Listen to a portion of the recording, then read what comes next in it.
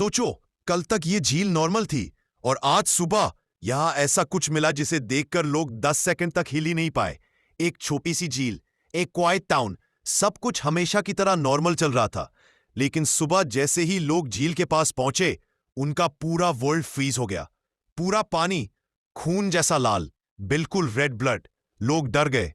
किसी ने chemical leak बोला, किसी को लगा कोई बड़ी ट्रेजेडी होने वाली है। टाउन में पैनिक मच गया। साइंटिस्ट आए, सैंपल्स लिए, और जो रिजल्ट आया सब स्टन्ड रह गए। झील लाल इसलिए बनी थी क्योंकि एक रेयर एल्गी ब्लास्ट रात भर में ग्रो हो गया था। इसको रेड टाइड इफेक्ट कहते हैं। नेचर का एक ग्लिच जो दुनिया में बहुत ही कम होता है। आज तक लोग उस सुबह का वो ब्लड रेड सीन भूल नहीं पाए। और अगर आपको ऐसे रियल शॉकिंग नेचर फैक्ट्स पसंद है तो फॉलो जरूर करना।